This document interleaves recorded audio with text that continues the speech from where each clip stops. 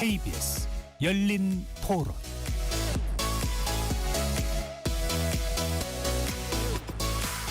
안녕하십니까. KBS 열린 토론 배종찬입니다. 이재명 정부가 부동산 안정화에 강한 의지를 드러내고 있습니다. 대통령이 연일 부동산 투기 세력을 겨냥하는 SNS를 발신하고 있고 정부와 여당도 정책과 법안으로 보조를 맞추고 있는데요. 특히 지난 4년 동안 유지되어 온 다주택자 중과 유예 조치 종료는 부동산 세제 부활을 알리는 신호탄이라는 분석이 나옵니다. 이를 두고 강력한 세제 조치의 부작용으로 집값 폭등을 불러온 문재인 정부 시즌2가 시작되었다는 비판도 함께 나오고 있는데요. 부동산 안정화를 향한 이재명 정부의 강한 드라이브 성공할 수 있을지 오늘 여야를 대표하는 전문가 두 분과 함께 자세한 이야기 나눠보도록 하겠습니다. KBS 열린 토론 지금부터 시작합니다. 치열한 토론 속에서 더 나은 세상을 찾아갑니다. 올바른 세상을 만드는 첫걸음. 평일 저녁 7시 20분 KBS 열린 토론. 오늘 KBS 열린 토론 함께해 주실 여야를 대표하는 두 분 소개합니다. 김영배 더불어민주당 의원 나오셨습니다. 네, 안녕하세요. 김영배입니다. 윤희숙 전 국민의힘 의원 자리해 주셨습니다. 네, 안녕하세요. KBS 열린 토론 문자로 참여하실 분은 샵 9730으로 의견 남겨주실 수 있고요. 담은 50원, 장문은 100원의 정보 이용료가 붙습니다.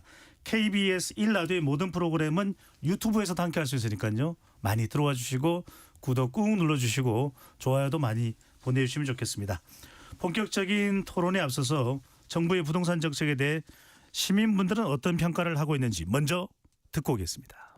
살고 싶어하는 그 지역에 공급이 많아졌으면 좋겠어요. 아무래도 주거 비용은 안정되는 게 맞는 거기 때문에 실수요자라든지 아니면 1주택자 또는 2주택자까지는 규제가 들어간다면 소비도 위축이 되고 약간 좀 타겟팅을 좀 잘해서 송곳 그런 정책을 좀 잘했으면. 저는 아직 무주택자인데 돈이 모이는 속도보다는 집값이 더 빨리 올라가고 있으니까 나중에도 집을 마련할 때 좀 많이 어렵지 않을까. 뭐 영끌 같은 거를 하고 이제 갭 투자를 많이 했었는데 그것도 이제 안 되는 상황이고 집을 결혼하면서 살려고 했던 사람들도 친구들도 이제 대출을 막으니까 원하는 만큼 대출을 못 받아서 홀드를 하더라고요. 집을 사는 거를. 그래서 좀 관망을 한다 그래가지고 쉽지는 않은 상황이었습니다. 저는 이미 1주택 보유하고 있고 부동산 정책이 2주택 이상부터는 아예 막아버린 입장이고 2주택자도 지금 이제 팔아야 되는 입장이 지금 되는 거에서 양도세 관련 부담이 되게 많은 상황은 맞는 것 같고요. 지금 사실 부동산을 막으면서 주식이 지금 오르고 있다고 저는 이제 판단이 되는데 그런 게 과연 부동산을 근본적으로 막을 수 있나 의구심이 좀 많이 들긴 합니다. 현재 정책에 대해서. 왜냐하면 결국 주식이 오르면 그 돈이 부동산으로 다시 몰릴 거라고 저는 생각을 하거든요. 이거를 막으려면 정부의 개입도 필요하겠지만 어느 정도 좀 자유경제가 필요하지 않나. 규제만 늘린다고 이게 될까? 좀 답이 없는 것 같아요. 잡힐 수 있을지도 모르겠고 집값이 거의 다 그런 것 같아요. 제 주변도 들어보면 집 사기는 아마 힘들지 않을까 다 그런 생각을 가지고 있는 것 같아요. 저뿐만 아니라 이렇게 보여주기 식이라도 하는 게 저는 좋다고 생각하거든요. 기회가 조금 더 있지 않을까, 좀 분배가 좀 이루어지지 않을까라는 생각. 아니 지금 뭐 정부가 강하게 한다 그러니까 뭐 이재명 대통령이 아무리 잘해도 부동산 역대 정권들 보면 국가 균형 발전에 해서 분산 안 시키면 지금 뭐 아무리 속을 막고 그거 하면 뭐 하겠어요. 지금 규제와 더불어 수반돼야 되는 게 국가 균형 발전이에요. 시민분들의 의견 어떻게 들으셨는지요? 이재명 정부의 부동산 정책에 대해서 토론하기 앞서서 대통령이 최근 SNS 소통을 두고서 또 다양한 평가가 나오고 있습니다.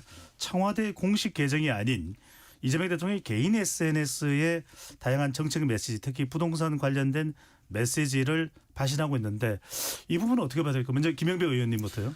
예, 우선 뭐 이재명 대통령은 내란 이후에 이제 취임을 하셨는데요. 국민주권 정부를 표방하고 계시잖아요. 그리고 본인이 이제 성남시장부터 쭉 이제 해온 과정을 보면 직접적인 유권자들과 소통, 설득 이런 걸 통해서 사실은 어떤 정책의 기반도 마련하고 자신의 정책 방향성도 정해온 분이기 때문에 지금 정해져 있는 것뿐만 아니라 앞으로 좀 고민하는 거 이런 것들도 좀 유권자들한테 미리 말씀도 드리고 또 직접 의견도 들어보고 그래서 마지막 순간에 의견을 또 바꾸시는 경우도 꽤 많아요. 오늘도 사실은 우리 당에서 합당 관련된 논의들이 있었는데 그때도 보면 대통령께서도 충분히 듣고 또 의견 내실 때는 내시거든요. 그러니까 이런 것처럼 저는 이게 국민주권 정부가 들어선 배경도 그렇지만 이재명 대통령의 원래 정치 스타일상 주권자들을 정말 주인으로 좀 대우해야 된다라고 하는 그런 소통의 또 원칙, 철학 뭐 이런 게 반영됐다 이렇게 보시면 되지 않을까 싶습니다. 예. 또 이렇게 긍정적으로 이 평가를 또 해주셨는데 윤 전 의원께서는요? 저는 옆에서 그 참모들이나 이 옆에서 좀 도와주시는 분들이 굉장히 난감할 것 같아요. 밤에 좀 주무시지. 그 오밤중에 이게 오밤중에 그 뭘 쓰면 우리도 참 이게 감정이 과잉이 되잖아요. 저희 그래서 밤에는 잘 그 SNS도 잘 안 하죠, 정치하시는 분들이.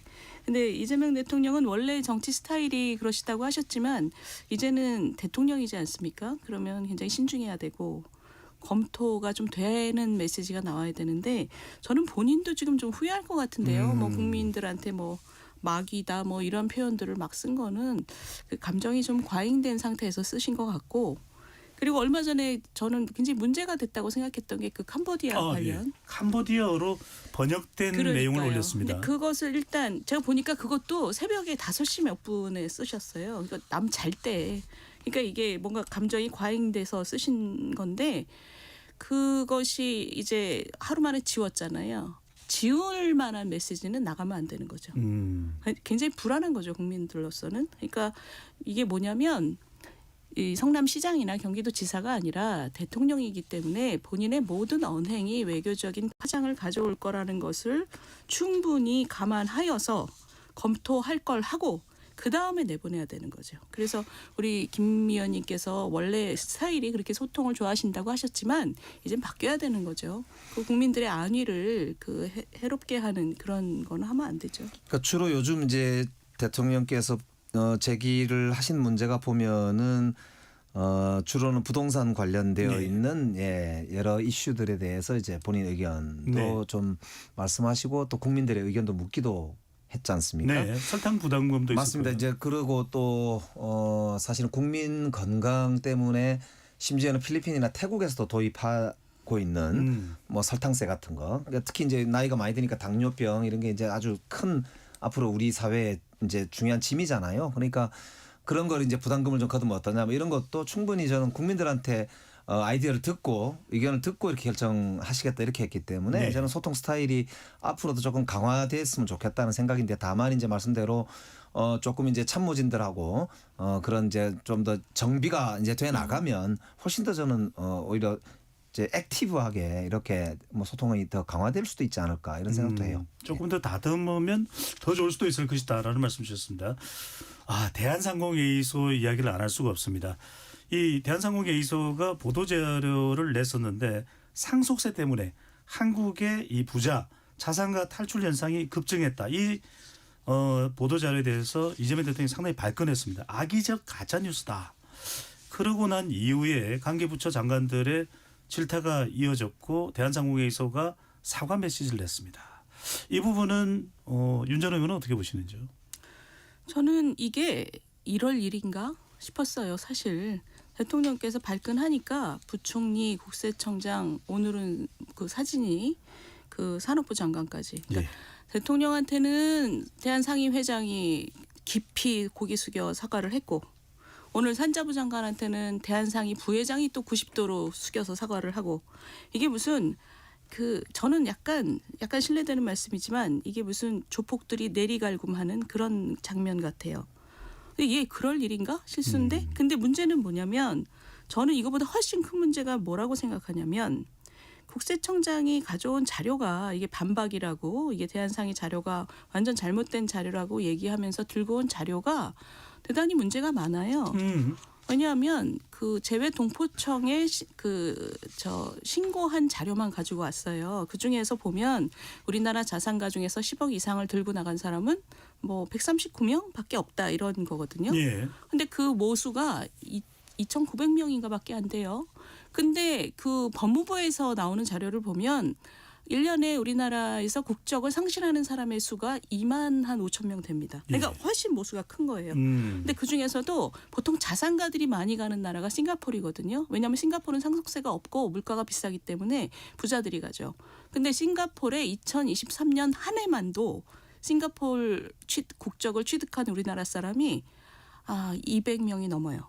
그 얘기는 지금 국세청장이 말한 자료 전 세계로 나간 자산가보다도 더 많은 숫자가 한 해 동안 싱가포르로 갔다는 얘기거든요. 예. 저는 제가 지금 말씀드리는 이것은 아까 그 조폭들 내리갈굼 뭐 이런 얘기하면서 이게 이럴 일인가 했지만 국세청장이 얘기한 자료는 저는 해명이 있어야 된다고 봅니다. 지금. 그러니까 왜 법무부에서 나온 국적상실 자료하고 비교를 해보면 도대체 이게 어느 정도인가라는 얘기가 있어야 되고 특히 저는 왜 이렇게 과하게 반응했을까를 생각해 보면 이게 상속세 이슈라는 것을 꺼내지 말라고 경제단체들한테 입을 막는 것 같아요. 그러니까 우리가 보통 입틀막이라고 하는 거 있잖아요. 상속세 얘기 꺼내지 마. 왜냐하면 상속세에 대해서 작년에 대선 때 분명히 대선 직전에 이재명 민주당 대표가 배우자 상속세 폐지 그 국민의힘이 그 제안한 것에 대해서 정말 동의한다. 당장 처리하자 이렇게 얘기했고요. 그다음에 서울 중산층이 아파트를 상속세 내느라고 팔아야 되는 비극은 막겠다 이러면서 상속 공제액을 엄청 올리겠다고 약속을 했습니다. 선거 전에. 근데 작년에 세제 개편안에 그게 반영이 안 됐어요. 그러니까 지금 경제단체들도 사실 왜 약속 안 지키냐 이런 얘기가 그 안에 이렇게 섞여 있는 거죠. 예. 그것에 대해서 지금 대통령실이 굉장히 과하게 반응한 것이 상속세 얘기 꺼내지 마라. 지금 뭐 언론이나 그 경제단체들에 대해서 상속세 얘기 내가 듣기 싫으니까 꺼내지 마라.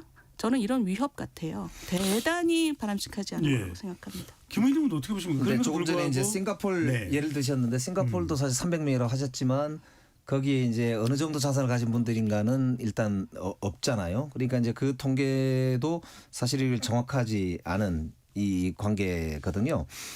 근데 이게 이 사실은 그 대한상의의 자료가 좀 심각한 게 이게 영국에 있는 헨리 앤 파트너스라고 하는 이제 컨설팅 업체가 홍보용으로 만든 자료를 인용을 한 건데 그 중에서도 문제가 되는 게 뭐냐면은 이 양반들이 이렇게 써놨어요. 한국이 경제적 정치적 혼란기를 거치면서 2025년에 고액자산가 순유출 2,400명이 큰 증가했다.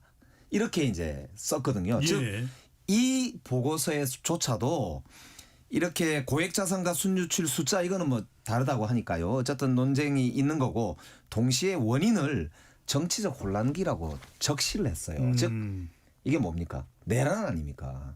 내란 때문에 이렇게 늘어났다고 하고 있는 거를 대한상의에서 이걸 상속세 상자도 안 나오는 거를 상속세 때문이다라고 한 거는 아주 이건 사실 악의적인 거고 금방 말씀하신 대로 사실 설사 지금 이제 상속세 관련해서 논쟁이 있다 하더라도 대한상의가 우리 대한민국의 상공인들 기업인들을 대표하는 단체인데 네. 없는 자료를 가지고 자신들의 이해관계를 관철시키려고 하는 그런 행태를 보이는 건 이건 사실 있을 수 없는 일이지 않습니까? 그래서 심지어는 최태원 회장도 외국에 계시다가 이걸 조사해보라고 하고 문제가 있다고 생각되니까 사과까지 하시고 재발 방지 대책을 세우라고 하신 거거든요. 그래서 이거는 다시는 이런 일이 있어서는 안 된다 이렇게 봐야 되는 것이고 상속세 관련해서는 저도 보니까 우리나라가 가업 이제 승계 관련해서 600억 정도까지 이제 이렇게 감액을 해주지 않습니까? 그리고 그뿐만 아니라 배우자의 공제라든지 여러 가지 공제 액수가 지금 뭐 한 18억 정도까지는 공제가 되는 걸로 지금 되어 있어요. 그리고 이제 이재명 대통령이 그 중산층을 대상으로 한 그런 이제 보통 1인 뭐 한 2주택이 있거나 한 주택 중에서도 좀 이렇게 중산층 정도 되는 분들이 자녀들한테 물려줄 때는 크게 세금이 없도록 하는 조치를 도입하도록 다 했단 말입니다. 그러니까 이제 지금 나오는 이야기들은 이제 기업 중에 일부 상속을 좀 하거나 이런 분들한테서 제기되는 것인데 실제로는 제가 국세청에도 물어보고 산업부에도 물어봐도 지금 이제 문재인 정부부터 꾸준하게 이제 상속과 관련되어 있는 이런 이제 가업 상속을 할 때의 문제점에 대해서 세제적으로 상당히 보완이 되어 있는 상태예요. 그래서 저는 이 문제는 이미 상당 부분 돼 있고 나머지도 지금 사실은 논의 중입니다. 그렇기 때문에 대통령께서 약속하신 부분은 조만간 또 현실화될 것으로 그렇게 알겠습니다. 알고 있습니다. 예. 근데 상속세 관련해서는 두 분이 이제 의견차가 있을 수는 있습니다만 윤 전 의원께서는 대한상공회의사가 보도자를 내면서 왜 상속세 때문에라는 표현을 썼을까요? 저는 모르겠습니다. 그 헨리앤 파트너스라는 자료를 지금 김 의원님께서 그 자료는 굉장히 신뢰하고 계신 것 같아요. 그런 거죠? 그 자료가 그것도 문제가 아니에요? 많지요. 그것도 그래요? 그럼요. 그러니까 지금 헨리앤 파트너스도 문제고 그렇죠. 대한상의도 문제고. 그렇죠. 근데 뭐 헨리앤 파트너스 같은 경우는 저는 뭐 그분들 옹호할 생각 전혀 없고요. 근데 그분들이 그게 뭐 1인 회사라 그러는데 이때까지 그 정부에서 그 국회에 무슨 답변 자료를 내면 헨리앤 파트너스를 많이 인용을 했어요. 그러니까 뭐 그냥 뭐 아주 엉터리 같은 회사는 아닌 모양입니다. 대한민국 정부에서 자주 인용을 한 걸 보면. 근데 대한상의 같은 경우에 이번에 확인하겠다, 앞으로 잘하겠다고 얘기했잖아요. 제가 주목하는 거는 이게 이럴 일인가, 왜 며칠 내내 하나 이런 거예요. 이건 마치 정말 상속세에 대해서 말도 꺼내지 말라고 얘기하는 것 같고 지금 김 의원님 말씀하신 것도 상속세에 대해서는 상당히 우리나라가 많이 돼 있다. 그렇다면 작년에 공약을 하지 말았어야죠. 공약을 배우자 상속세 폐지 그리고 공제도 지금보다 2배 이상 그거는 작년 세제안에 담기지 않았습니다. 지금 이제 세제 관련해서는 앞으로도 더 논의를 해야 될 문제겠죠. 그러니까 특히 사실 우리가 이제 윤석열 정부 3년간 100조의 세수 펑크가 났거든요.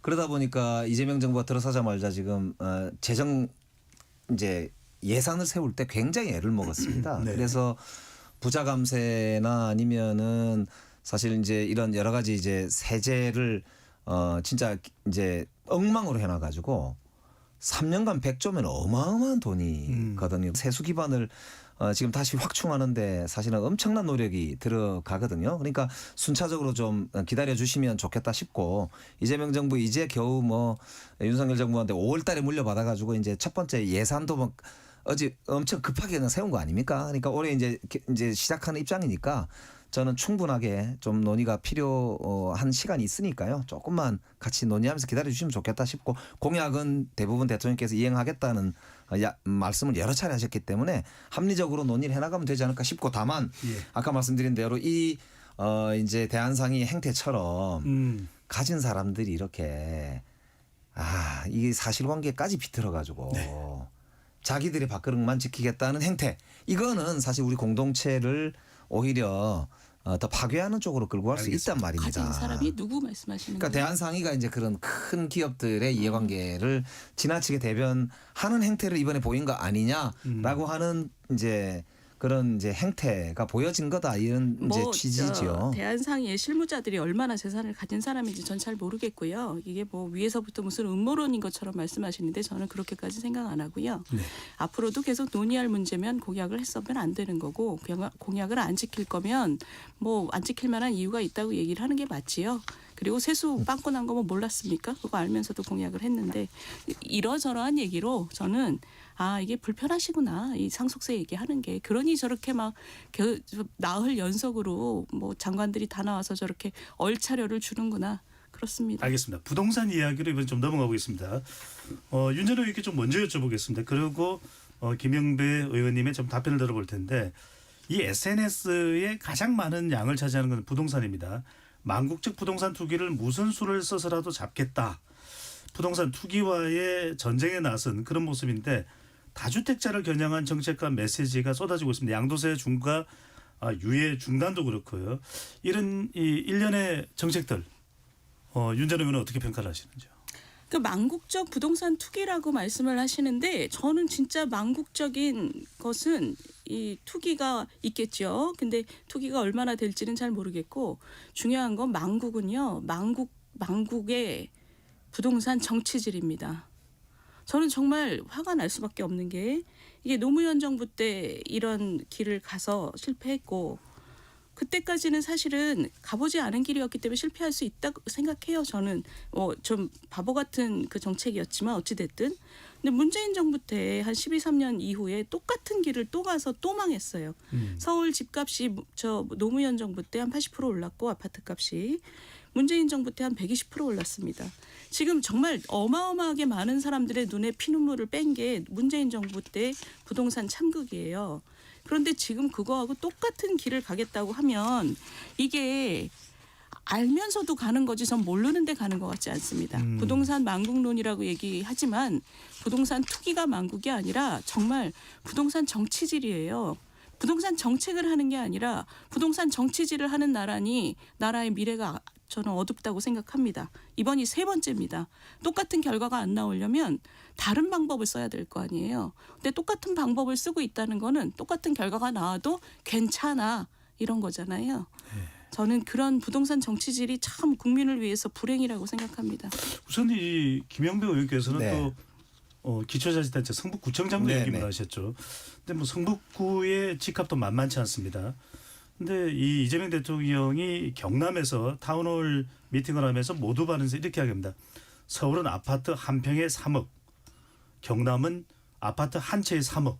그러니까 서울 집값에 대해서 상당히 좀 어떻게 보면 비판적, 좀 더 나아가면 성토적 잡아야 되겠다. 이 의지를 강하게 필요로 하고 있거든요. 서울의 현장의 경험 또 여전히 또 서울의 지역구니까 어떻게 판단하시는지요? 그러니까 실제로 서울과 지방의 격차 그리고 서울 내에서도 강남북 간의 격차 이거는 큰 심각한 문제다는 게 우리 사회의 공통적인 뭐 인식이잖아요. 특히 이런 비정상을 이제 정상화 시키겠다라고 하는 이 이재명 대통령의 핵심 메시지들이 요즘 여러 차례 나오고 있는데요. 그전 정부와는 근본적으로 좀 다른 게 뭐냐면은 국가 성장 전략을 이재명 대통령이 새롭게 짜고 대전환에 따른 대도약을 이루겠다 이렇게 지금 하고 있는데 그중에 핵심이 지방주도 성장이고요. 또 한편으로는 생산적 투자입니다. 그러니까 생산적 투자는 뭐냐면은 기술 혁신이나 앞으로 미래의 어떤 산업에 집중적으로 투자하기 위해서 국부펀드 비슷한 것도 지금 만들자고 하고 있는 거 아닙니까? 그리고 주가가 지금 6천 갈 거다 이런 전망까지 있을 정도로 폭발적으로 지금 성장하고 있거든요. 네. 지난 1년간 통계를 내보니까 지금 부동산의 투자 수익률보다 지난 1년간 이 주식의 투자 수익률이 훨씬 높아요. 그러니까 이게 대한민국 최초거든요, 지금. 그러니까 그런 이제 근본적으로 달라진 어떤 국가 성장 전략을 가진 정부가 이제 부동산에 잠겨 있는 돈을 좀 생산적인 부분, 주식을 비롯해서 펀드라든지 이런 자본시장으로 돌리려고 하는 그런 계획 중에 하나가 이 부동산 정책이다 이렇게 보시면 좋을 것 같고 그 중에서도 사실은 똘똘한 한 채라는 말을 하면서 특정 지역 특히 강남을 중심으로 해서 한 채에 집중적으로 이제 투자가 되면서 실제 이제 이 보통 우리가 생각하는 것 이상으로 지나치게 투기적인 어떤 수요가 발생하고 집값이 올라가고 하면서 격차가 생기는 거 이런 문제들은 여러 면에서도 사회 통합을 위해서도 그렇고 모든 면에서 경제 성장을 위해서도 그렇고 바람직하지 못하다라는 취지로 이제 하고 있는 것이거든요. 예. 그러니까 주택이라는 것은 공급 자체가 비탄력적 아닙니까? 그러니까 한번 계획을 해도 아무리 빨라도 5년 뭐 좀 길면 10여 년 걸리거든요. 그렇습니다. 수요도 이게 참 희한한 게 부동산은 귀하다 그래가지고 오늘이 제일 싸다 그래서 지금 안 사면 안 된다. 이래서 오히려 가격이 올라가면 더 몰린단 말이에요. 네. 그러니까 이제 그런 면이 이제 이게 투기와 투자를 왔다 갔다 하게 하기 때문에 투기적 수요는 줄이고 정상적 투자.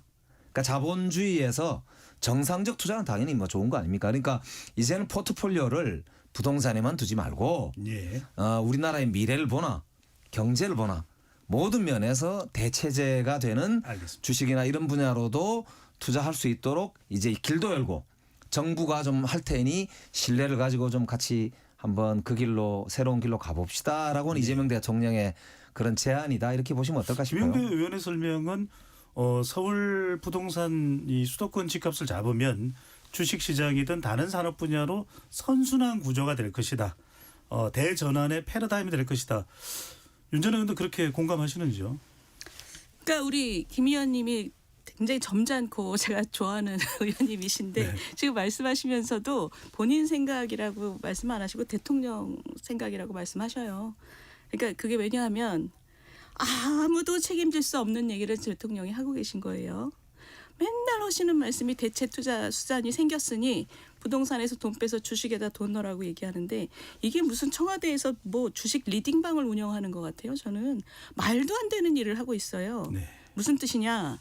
주식시장에 지금 반도체 슈퍼사이클이 진행되고 있는데 사이클이라는 건 올라갈 때가 있으면 내려갈 때가 있습니다. 그럼 내려가서 돈 잃으면 대통령이 뭐 재정으로 받아줄 거예요? 그거 다 채워줄 거예요? 친구 사이에도 분별이 있는 사이라면 어디다 투자하라 이런 얘기 잘 안 합니다. 세상에 어떤 국가 지도자도 요즘엔 좀 이상한 지도자들도 있지만 어디다 투자해라 이런 얘기 하지 않아요. 왜냐하면 그 투자로 손해보면 자기가 책임질 게 아니기 때문에 그렇습니다. 그래서 부동산에서 돈 빼서 뭐 주식에 투자해라 이런 얘기는 굉장히 무분별한 얘기입니다. 그래서 지금 우리 김 의원님 그거 어떻게 풀어내시나 봤더니 대통령 생각이라고 하시네요. 그리고 두 번째는 지금 똘똘한 한 채 말씀이신데 똘똘한 한 채가 우리나라에 원래 있었던 개념이 아닙니다. 문재인 대통령 때 만들어진 거예요. 문재인 대통령이 2017년부터 다주택자 양도세 중과 그리고 안 잡히니까 2018년부터 보유세 2020년에는 아예 취득세, 보유세, 양도세 다 올리면서 다주택자를 패기 시작했어요. 그래서 다주택자가 조금씩 줄어들어 왔죠. 줄어들어 오면서 모든 사람들이 이제 2개의 집을 가지면 이렇게 패니 전국의 자금을 부동산 자금을 다 빨아들인 거죠. 서울 강남으로. 네. 그러니까 전국의 부자들이 지방에 있는 집 팔아가지고 서울 강남에 집을 사야 된다. 그래서 지금 전국의 부동산 자금을 다 블랙홀처럼 빨아들인 결과가 지금 똘똘한 한 채입니다. 그러면 그 똘똘한 한 채 때문에 지금 강남북 격차도 말씀하셨는데 서울 성북구도 별로 안 올랐어요. 네. 근데 지금 이런 상황에서 지금 뭐를 한 거냐면 서울 전역을 규제 지역으로 묶었습니다. 지난 11호 때. 규제 지역으로 묶어서 지금 성북구나 뭐 강북구나 도봉구나 이런 데는 굉장히 화가 나 있는 상태예요. 집값도 안 올랐는데 너네는 집값이 오를 것 같으니 너네도 규제. 그래서 거래를 묶어놓은 거 아닙니까? 대출도 묶고. 그러니까 이거는 문제하고 해법이 전혀 달라요. 근데 그것을 공통적으로 뚫는 것은 뭐냐면 쟤네 때문에 안 되는 거야. 라고 하는 거죠. 쟤들 때문에 안 돼. 문재인 정부 때 다주택자를 패는 바람에 똘똘한 한 채가 나왔고 지금 서울 지방 그리고 서울 중에서도 강남 각북의 격차가 이렇게 심해졌는데 그거를 지금 다시 반복하는 거잖아요.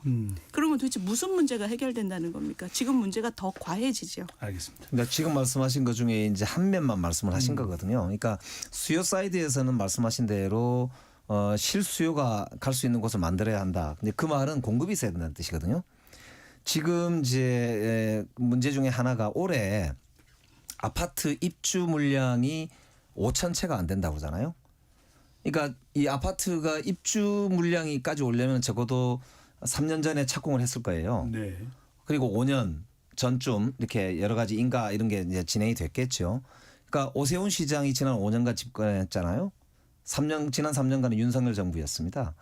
그러니까 제대로 이런 이제 소위 정책을 안 하다 보니까 손 놓고 있다 보니까 공급이 지금 완전히 절벽이거든요.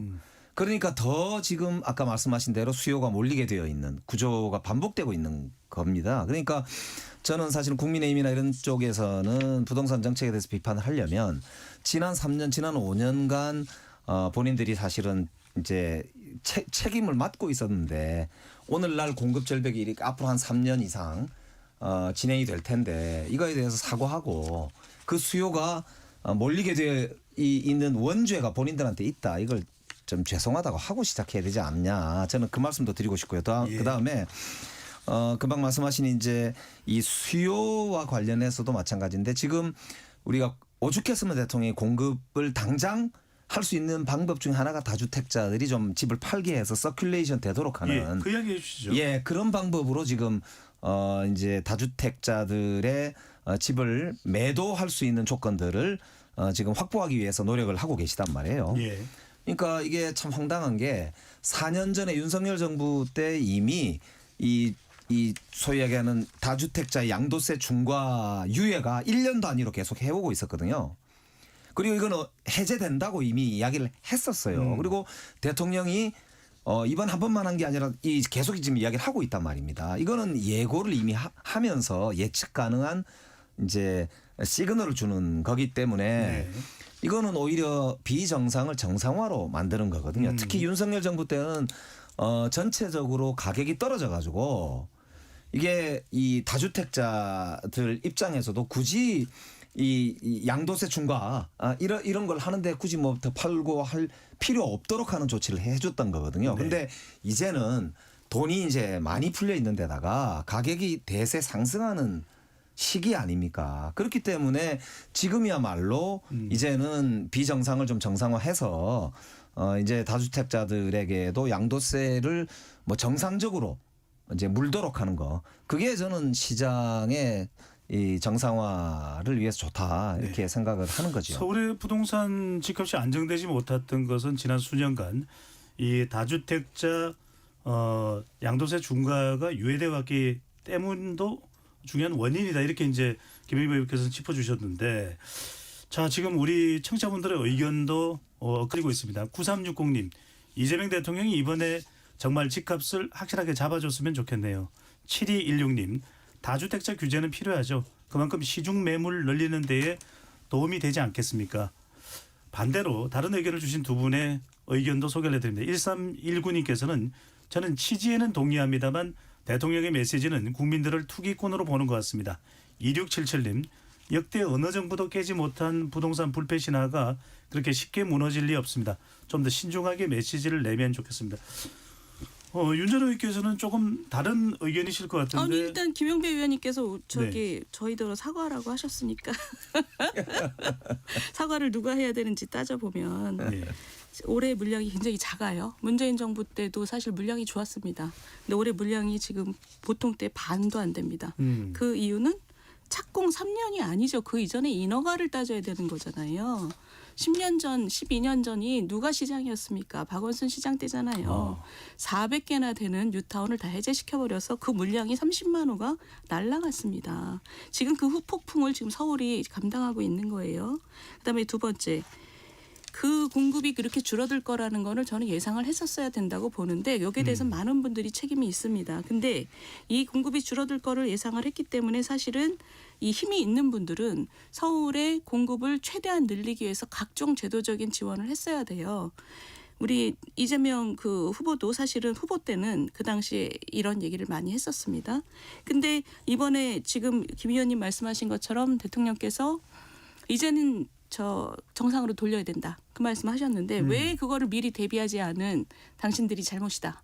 이렇게 얘기를 하는데 그분들 입장에서는 저는 이런 얘기 들으면 굉장히 억울할 것 같아요. 왜냐하면 이재명 대통령 후보도 본인이 후보일 때 뭐라고 하면서 돌아다녔냐면 양도세 다주택자 중과 80%는 너무 세다. 이래갖고 집을 어떻게 파냐.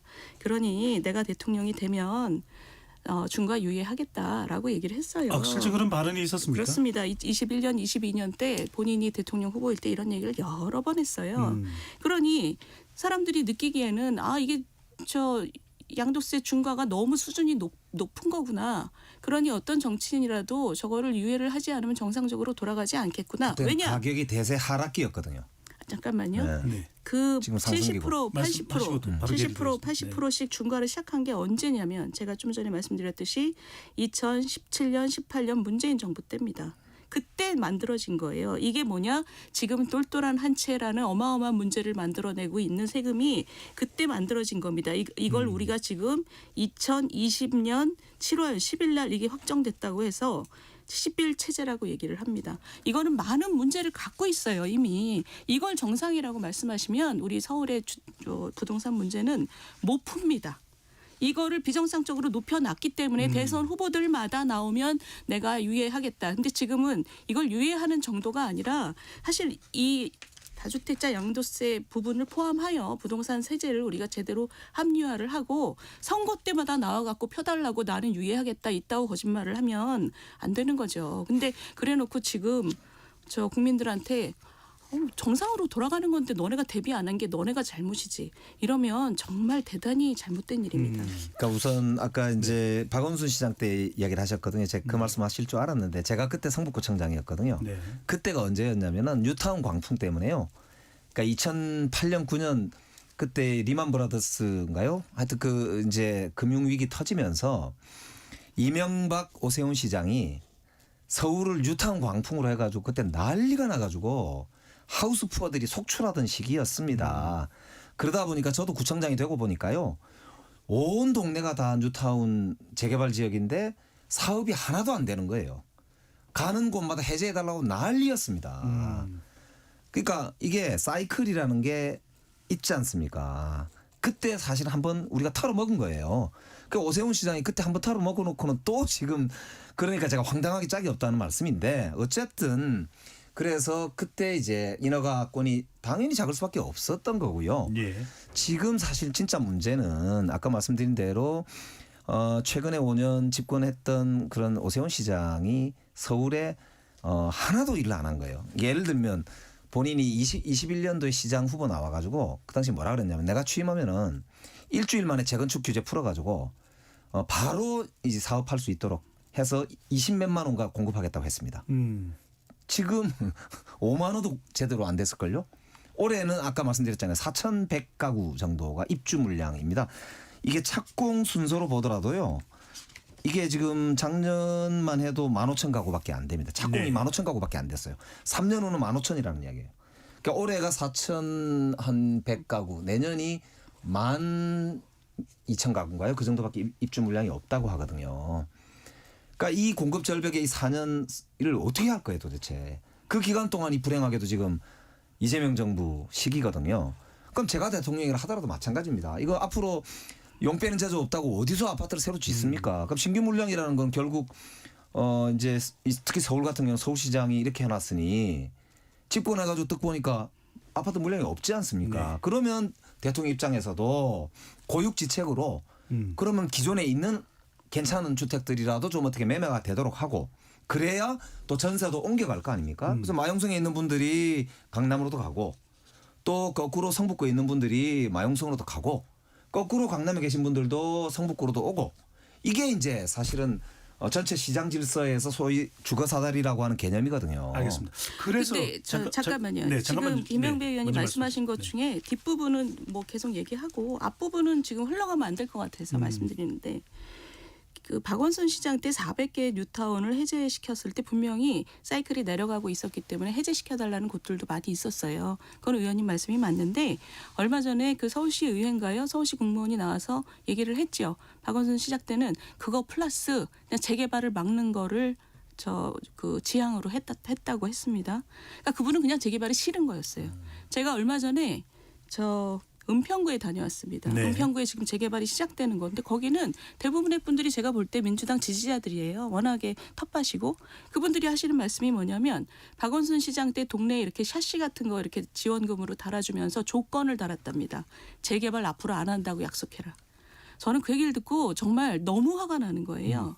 정치인들이 자신이 믿는 어떤 신념이 있을 수 있어요. 근데 그것도 어떤 이 경계 안에서 자기의 신념을 쫓아야지 주민들의 삶을 놓고 제가 돌아가신 분이라 정말 더 얘기를 심하게는 못하겠는데 지금 김영배 의원님도 굉장히 오해를 갖고 계신 겁니다.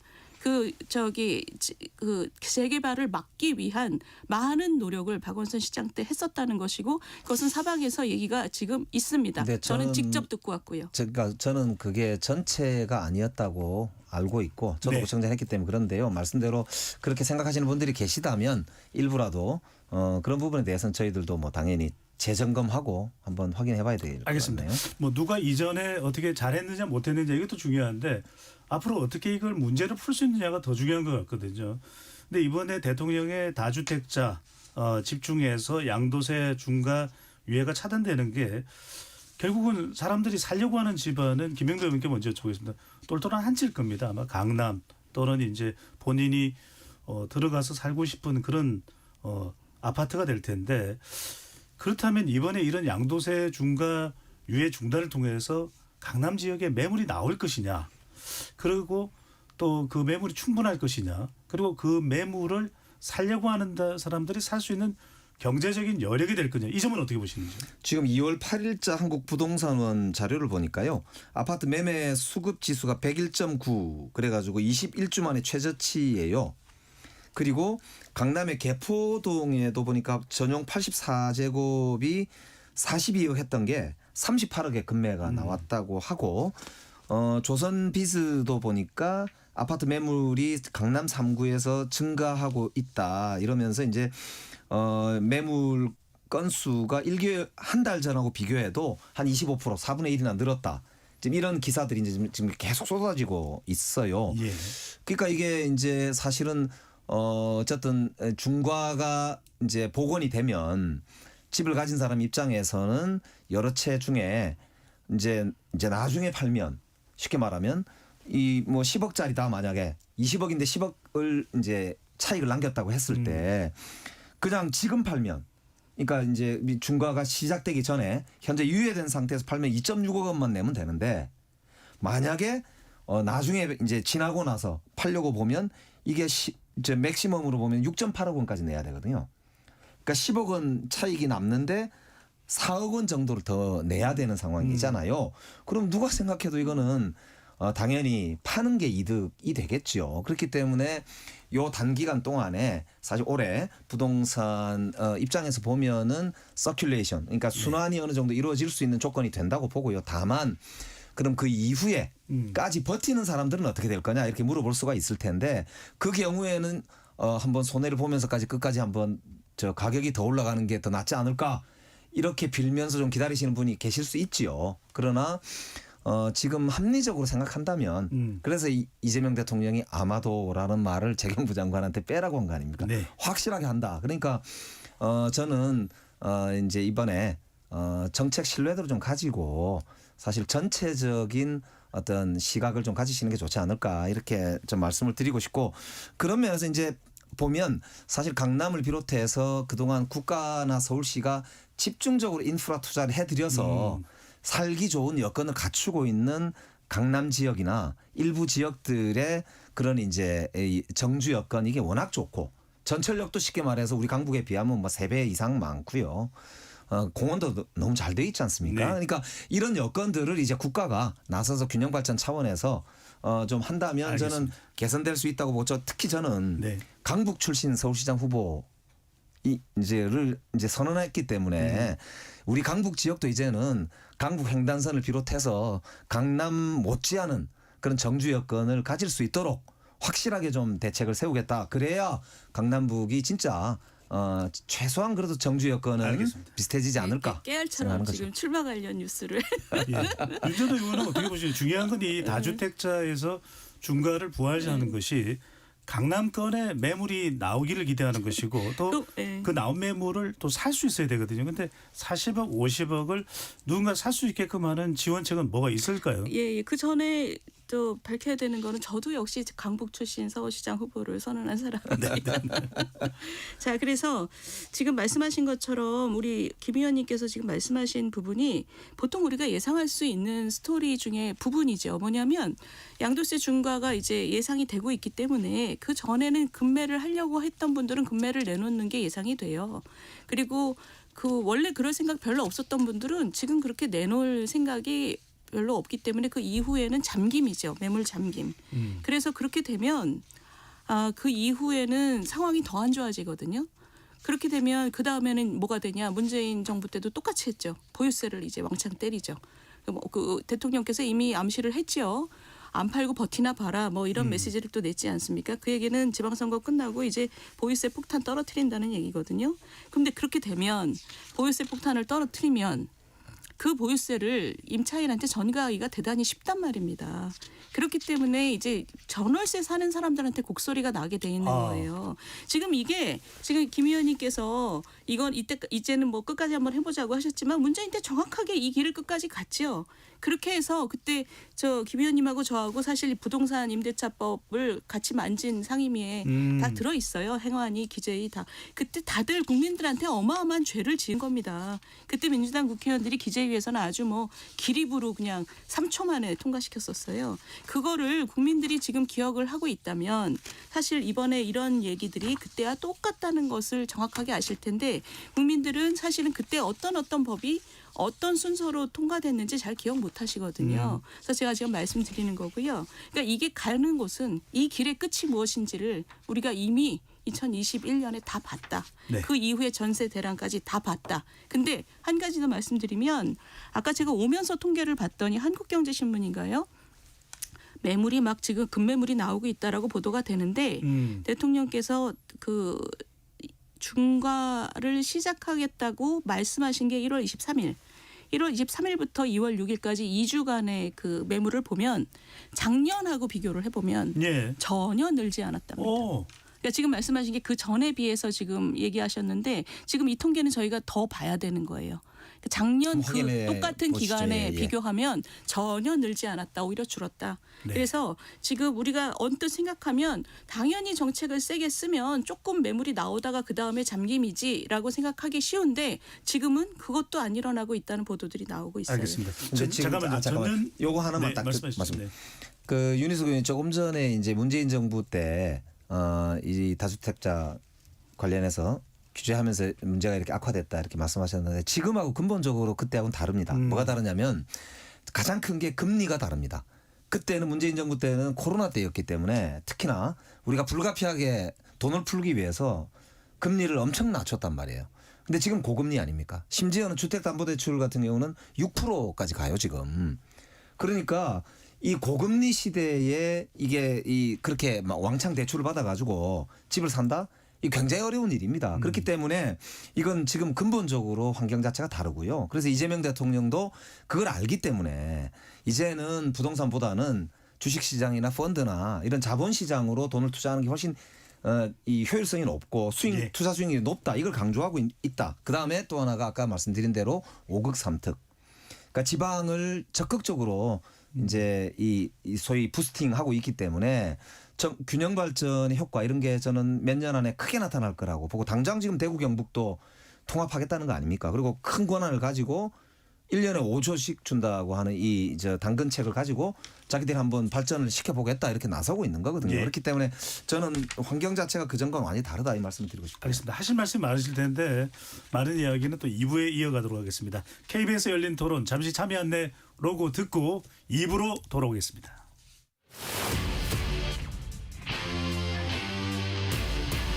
토론에 정답은 없습니다. 토론이 세상을 바꿀 수도 없습니다.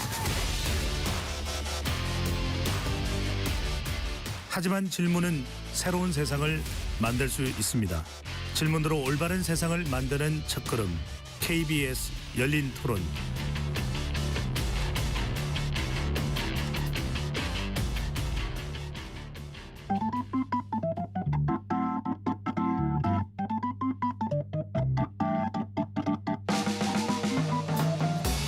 세상을 바꾸는 질문, 열린 토론이 시작합니다.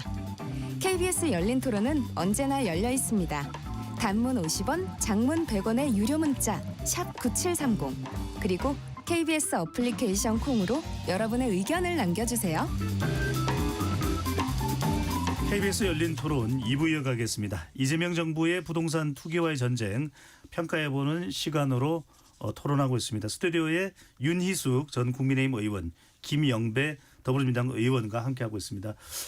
김 의원께 좀 여쭤보겠습니다. 그런데 이 다주택자뿐만 아니라 이재명 대통령이 똘똘한 한 채에 대해서도 굳이 고집해야 되느냐. 네. 실거주가 아닌 갈아타기는 하지 않는 것이 이익이다. 이렇게 또 똘똘한 한 채에 대해서도 세금 규제 가능성을 내비쳤거든요. 근데 이제 갭 투자를 하는 사람들은 돈 때문에 어쩔 수 없이 그렇게 전세로 들어가는 경우도 있는데 어떻게 보시는지요? 그러니까 우선은 대통령께서 이제 지적하신 문제는 그런 문제가 있을 수 있다라고 하는 점을 지적하신 거예요. 무슨 제도를 어떻게 손보겠다고 지시하신 거나 뭐 정부에서 발표한 건 없지 않습니까? 우선 그걸 말씀을 드리고 싶고요. 두 번째는 이제 다주택자들은 매물을 이제 내놓기 시작을 한 거기 때문에 이 다주택자들의 매물이 나오는 과정에서도 결국에는 그렇게 되면은 진짜 더 괜찮은 똘똘한 한 채 현상을 다시 이제 일으키는 거 아니냐 이런 우려에 대한 대통령의 이제 답이라는 차원인데요. 그렇게 보더라도 사실은 비정상적으로 특정 지역이 이 고기만 계속 가격이 올라간다는 거는 이게 투기적 수요가 있다고 볼 수밖에 없잖아요. 예. 그렇기 때문에 그러면 어떻게 되냐면 투기적 수요에까지 과연 감세 내지는 세제 혜택을 줘야 되는 게 맞느냐. 이게 이제 정부의 역할이 뭐냐라고 하는 차원으로 볼 수 있는 거거든요. 그러니까 이게 이제 우리가 양도세나 이런 거를 할 때도 결국에는 이 혜택을 주는 이유는 그게 전체적인 우리 국민들의 생활이나 우리 공동체에 그게 좋은 방향, 그러니까 좋은 임대인이 되든 아니면은 그 어떤 그 이제 부동산을 보유함으로써 우리 사회 발전에 좀 세금을 많이 내니까 기여를 한다든지 이런 류의 이제 이유가 있으니까 지원을 해주기 위해서 혜택을 주는 거거든요. 근데 투기를 조장하는 쪽에 세제가 지원된다는 것은 저는 이제는 좀 정상화될 필요가 있겠다 그런 생각이 들고 그것도 우리가 감수할 테니까 돈만 벌면 더 좋다. 이런 이제 부동산만 이제 불패가 신호가 누적되었던 시기에는 이게 그래도 뭐 다른 방법이 없으니까 그대로 갔지만 이제는 생산적 투자의 길이 열려 있고 특히 기술혁신의 시대 수출 국가가 이제는 진짜 AI나 이런 데 기술혁신 안 해가지고는 우리가 지금 나라가 미래가 없지 않습니까? 그렇기 때문에 대규모 펀드가 조성되고 있는 지금의 시기로 보면 저는 이제는 이건 좀 정상화할 때가 된 거 아니냐 이런 메시지라고 저는 봅니다. 네. 김영배 의원께서는 1주택자에 대해서도 불가피하다. 윤전호 의원께서는 어떻게 보시는지요? 이게 한마디로 얘기하면 이제 일이 안 풀리면 계속 마귀를 발굴하는 거죠. 그러니까 다주택자가 이제 1번 마귀 그다음에 그렇게 했는데 때려도 효과가 없으면 이제는 비거주 1주택자 또 투기다. 이렇게 해서 또 2번 마귀를 만들어내고 그래도 소용이 없으면 그냥 실거주 해도 비싼 거는 또 마귀네. 이렇게 해서 이게 제가 지금 그냥 말씀드리는 게 아니라 문재인 정부 때 이 길을 갔어요. 똑같이 갔습니다. 그렇게 해서 마지막에 공시지가까지 다 올려서 1주택을 갖고 있는 집 한 채 그냥 갖고 거기서 사는 사람들도 재산세 폭탄을 맞았잖아요.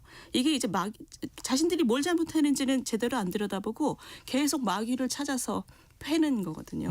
이렇게 되면 이 길의 끝에 뭐가 있느냐 우리가 이미 다 봤다는 거죠. 그래서 저는 이게 그 좀 정직하게 정책을 할 필요가 있다고 생각을 해요. 과거에 안 된 것들 잘 보고 지금은 이게 아니다 싶으면 다시 유턴도 하고 그래야 되는 거죠. 네. 근데 이게 지금은 부동산 대세 상승기이기 때문에 저는 이게 정부가 정책이라는 것은 그렇지 않습니까? 방향성을 제시하고 국민들과 신뢰관계를 형성하는 게 핵심이거든요. 그렇기 때문에 부동산이 거품을 끼고 자기가 살지도 않으면서 다른 대출을 받아가지고 뭐 투자를 해가지고라도 돈을 벌 수 있다라고 하는 시그널은 사실은 이거는 좋지 않은 시그널, 불로소득을 이렇게 부추기는 시그널이 되기 때문에 그거는 바람직하지 않다는 점을 저는 다시 한번 좀 상기할 필요가 있다고 생각해요. 근데 이런 거예요. 자기가 살지도 않으면서 똘똘한 한 채 가지고 그 보유하고 있는 사람들을 투기꾼이라고 얘기를 하는 것에 지금 말씀을 그렇게 하시니까 또 그렇게 들리지만 사실 우리 주변에 자기가 똘똘한 한 채 가지고 있으면서 그거 월세 주고 자기는 딴 데 가서 자기도 월세로 살거나 전세로 살고 이런 사람들에 대해서 우리가 막 투기꾼이라고 막 나쁘게 보는 사람 저는 별로 없어요. 투기꾼이라고 한 게 특정 지역을 얘기하는 거죠. 아니 그러니까 이게 전체적으로 그렇게 얘기하면 안 그러니까 되죠. 특정 지역이라는 게 강남이나 분당 아닙니까? 우리 대통령께서 딱 그 케이스잖아요. 본인이 지금 일을 하니까 관사에 가서 사시고 청와대 가서 사시지만 나중에 대통령 임기 끝나면 경호 문제 때문에 아파트로 다시 들어가시기 굉장히 어려운 거잖아요. 그럼 분당집 재빨리 빨았어야죠. 개양 국회의원 갈 때도 안 팔았잖아요. 그게 뭐냐? 지금 본인이 얘기하는 투기꾼이에요. 본인이 막이고 본인이 비거주 1주택자 투기꾼이에요. 이거 지금 되게 난감해하시는데 저는 대통령이 투기꾼이고 막이란 얘기를 하는 게 아닙니다. 대통령이 그런 프레임을 만들어서 국민들한테 자꾸 더 씌우고 패니까 그러면 그런 얘기를 정말 본인도 믿는다면 본인 집부터 처분하세요. 이런 얘기가 나오는 거예요. 그런데 국민들은 사실은 뭐 저 일하는 동안 그럴 수 있지라고 생각한단 말입니다. 그러니까 이게 자기 발에 자기가 걸려 넘어지고 있는 거예요 지금. 알겠습니다. 조금 더 정책 위주로 좀 여쭤보겠습니다. 민주당 일각에서 이제 검토되고 있는 안이긴 한데 김영배 의원께 여쭤보겠습니다. 부동산을 팔고 주식에 투자한 다주택자들에게 세제 혜택을 주자는 의견이 나왔다고 하는데 이건 어떻게 보시는지요? 예, 이제 아이디어로는 괜찮은 아이디어라고 볼 수 있는데 현실화되는 데는 저는 제약이 많다고 봐요. 왜냐하면 돈에는 꼬리표가 없기 때문에 이 돈이 이제 어디서 나왔는지 나중에 밝히기가 어렵고 들락날락하게 되면요. 혜택을 줬는데 또 부동산을 또 사게 될 경우 어떻게 할 거냐 이런 문제도 있지 않습니까? 거기다가 이게 이제 기존에 그럼 주식시장에 있던 사람한테는 왜 혜택을 안 주냐 이런 또 형평성 문제가 있는 거거든요. 그래서 사실은 이게 갑론을박이 뭐 우리 내부에서 있는 것 같고요. 다만 그럴 정도로 우리가 사실은 부동산에 잠겨 있는 여러 가지 이제 우리 돈을 좀 이렇게 생산적인 곳으로 유동화시키는 예. 그런 이제 정상적 자본주의로 좀 이행하자라고 하는 고민들을 여러 뭐 측면에서 하고 있다 이렇게 봐주시면 좋을 것 같아요. 그러니까 검토되는 차원이신 거죠? 예, 그렇습니다. 제가 한마디로 평하면 청와대에서 주식 리딩방을 운영하니까 민주당에서도 똑같이 주식 리딩방을 지금 열겠다는 것이고 제가 여쭤볼 거는 그러면 이렇게 돈 빼서 저 주식에다 돈 넣으라고 했으면 나중에 주식에서 돈 잃으면 그러면 당신들이 보상해 줄 거냐? 나는 그 얘기 할 수밖에 없어요. 그러니까 근데 주식보다는 제가 볼 때 펀드 이런 거가 좋지 않을까 싶어요. 아니, 인프라 펀드 같은 게 국민성장 펀드 이런 게 많잖아요. 지금 의원님 말씀하시는 게 투자 리딩방이에요. 왜 국민들한테 어디다가 돈 넣으라고 왜 얘기를 해요? 예. 근데 그래서 돈 잃으면 나중에 그거 남의 돈으로 세금으로 또 메꿔준다고 할 거예요? 전 세계적으로도 이런 경우 참 많지 않습니까? 특히 이제 싱가포르 같은 경우 투자청 아까 싱가포르 얘기를 많이 그렇죠. 하셨는데 그런데 투자청뿐만 아니라 이런 사례들은 전 세계적으로도 굉장히 많거든요. 이 석유 팔아가지고 국부 펀드도 만들고 거기다가 이거는 우리나라는 또 독특한 게 전 세계에서 정말 몇 안 되는 수출 통상국가 아닙니까? 정말 성공적 케이스인데 투자금이 어마어마하게 들어가는 인프라 투자가 아니, 필요하기 때문에 의원님 예. 펀드를 만드는 나라도 많고 저는 뭐 바닷속에서 뭐 석유가 터져 나와서 국부 펀드 만드는 나라는 저는 되게 좋다고 생각해요. 네. 그런데 국민들의 자산 포트폴리오를 나서서 의원님이 나서서 집 팔아서 저 펀드 사라 이런 얘기 하는 순간 투자 리딩방이 된단 말입니다. 이제 정책의 구조를 짜는 거잖아요. 알겠습니다. 주식 이야기는 여기까지 하도록 하고요. 이번엔 윤 전 의원께 먼저 여쭤보겠습니다. 민주당에서 부동산 감독원 설치법을 이제 발의하기로 했습니다. 상당히 좀 발빠르게 진행되고 있습니다. 문재인 정부에서도 검토되었다고 하는데 자, 부동산 관련 불법 행위 조사와 수사를 총괄하는 기관이 이제 생긴다는 것인데 어떻게 보시는지 이게 생기면은 뭐 부동산 값이 집값이 안정화되는 것인지 또 어떤 기능을 하는 것인지도 궁금하기도 하고요. 그러니까 이 길의 끝이 무엇이 있는가를 제가 오늘 여러 번 말씀드렸잖아요. 이 길의 끝이 무엇이 있느냐 했을 때 문재인 정부 때 다 가봤기 때문에 우리가 예측 가능하다. 일단 가장 예측 가능한 것은 세금 폭탄이다. 양도세, 그다음에 보유세, 그다음에 취득세까지 쭉 올라갈 거다. 그게 세금 폭탄이 앞으로 우리 앞에 있는 거고요. 두 번째는 문재인 정부 때 2020년에 이 부동산 감독원 얘기를 그 대통령실에서 꺼냈고 홍남기 부총리조차도 반대를 했어요. 이게 어떻게 시장 경제에서 집 산다는 이유로 그 이 뭐 담보 내역이나 대출을 까보냐 이건 말이 안 된다. 이거 빅브라더잖아요. 근데 이런 얘기가 지금 불과 임기 7개월 만에 나왔어요. 그러니까 이거는 훨씬 더 급하고 더 극단적인 방식으로 문재인 정부 때의 길을 가고 있다는 거거든요. 근데 이거를 왜 말이 안 되냐? 지금 부동산 문제의 원인과 결과를 잘 분석해서 왜 우리 얘기가 잘 안 되지 분석하고 대책을 마련해야 되는데 이게 뭐가 안 된다고 저 감독원부터 만들면 그럼 뭐 안 되는 것마다 감독원 만들 겁니까? 뭐 공천 뇌물 받으면 정당 감독원 만들고 뭐 관광지에 뭐 바가지 요금 나오면 바가지 감독원 만들 겁니까? 네. 굉장히 앞과 뒤가 뒤섞인 얘기죠, 이것은. 부동산 감독은 어떤 취지로 어떤 기능을 목적으로 해서 만들어지는 겁니까? 이게 원래 이제 시장 교란 행위, 특히 담합이나 사기라든지 뭐 이런 부분들을 이제 조사하고 선량한 실수요자를 보호할 수 있는 기능. 이걸 이제 굉장히 사실은 중요한 기능으로 보는 거죠. 특히 이제 우리나라의 현재까지의 국민들의 자산이 부동자산인 부동산. 그게 70%가 몰려 있습니다. 아직 우리가 유동자산이 30%밖에 안 되는데 미국이나 외국 선진국은 보통 최소 유동자산이 50에서 60% 넘거든요.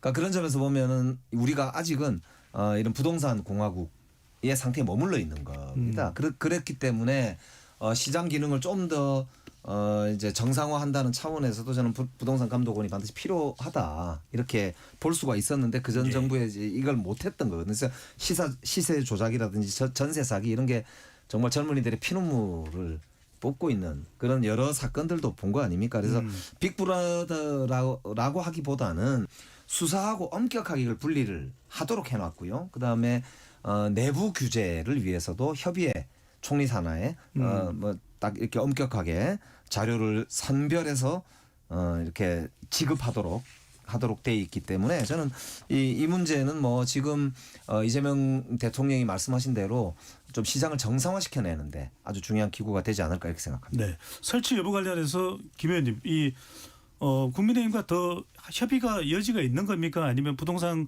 감독원은 거의 설치가 기정사실화되었다고 봐야 지금 될까요? 사실은 이제 우리가 당론으로 발의를 했기 때문에 이 부분은 뭐 물론 이제 협의라는 게 단독 처리할 거냐 아니냐 뭐 이런 문제가 좀 이제 물어볼 수 있으실 텐데요. 저는 충분하게 협의를 할 필요가 있다 이렇게 네. 보고요. 그런 면에서는 여야 관계가 지금 이제 아주 악화되어 있는 상황이지만 저는 최대한 뭐 이렇게 협의를 통해서 처리해야 되지 않을까 이런 생각을 가지고 있습니다. 예.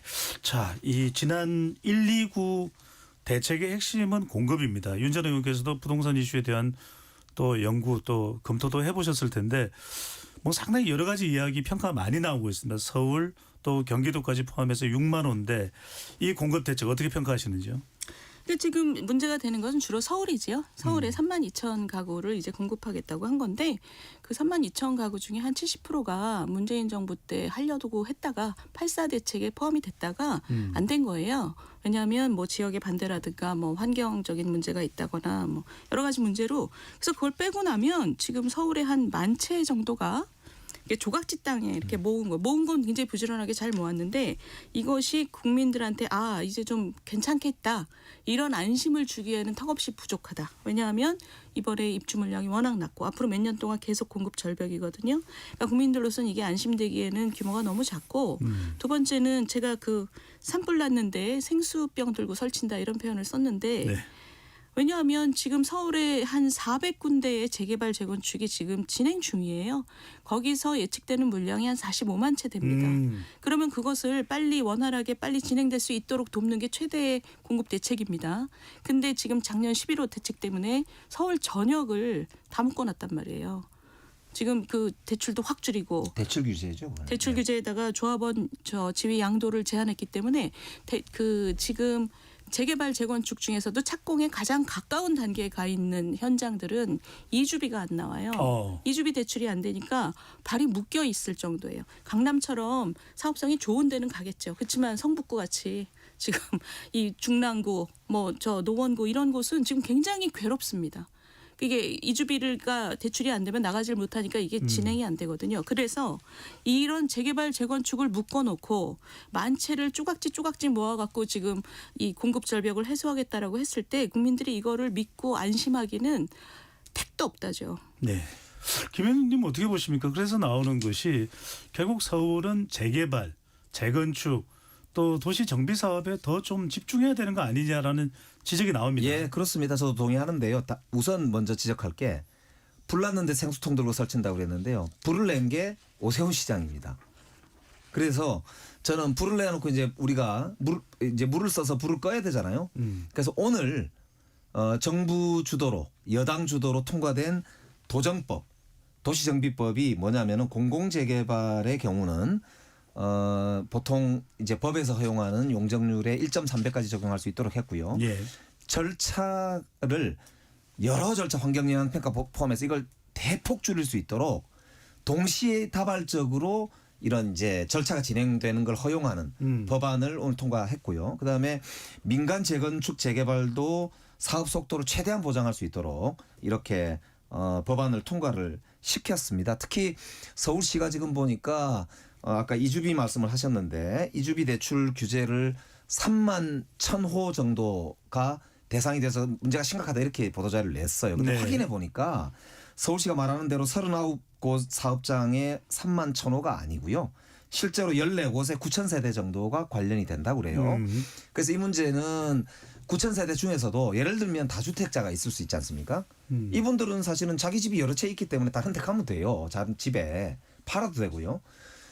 그다음에 혹시 한 채 가지고 있는 분들도 다른 데 한 채 사더라도 이게 이제 2주택이 안 되거든요. 이거는 법적으로. 그렇기 때문에 이거는 일시적으로 해당 규제가 풀리기 때문에 이거는 얼마든지 사실은 자기가 대안을 세울 수가 있습니다. 그리고 그 나머지의 경우에도 조합 말고도 건설회사들이 우량한 경우는 대부분 다 건설회사에서도 다 대출해 줍니다. 그렇기 때문에 제가 지역에서도 이것도 조합 따라 다 의논을 해봤는데요. 예. 실제 문제가 되는 가구들의 숫자 이런 거는 제가 볼 때는 한 절반이나 4,5천 세대도 안 되니까 제가 아까 사실은 이런 문제 때문에도 국토부 차관하고도 한참 통화가 나왔습니다. 그래서 이거는 실질적인 어떤 지원이 될 수 있도록 예. 이 문제는 금융위와 지금 논의 중인 걸로 알고 조만간 대책 발표가 있을 것으로 그렇게 알고 있습니다. 알겠습니다. 잠깐만요. 네. 시간이 없어서 저희들이 한 2분 정도 또 두 분이 말씀하신 시간을 들어야 돼서 자 민간 공급이 늘어나야 된다. 또 일본의 잃어버린 30년도 생각해야 된다.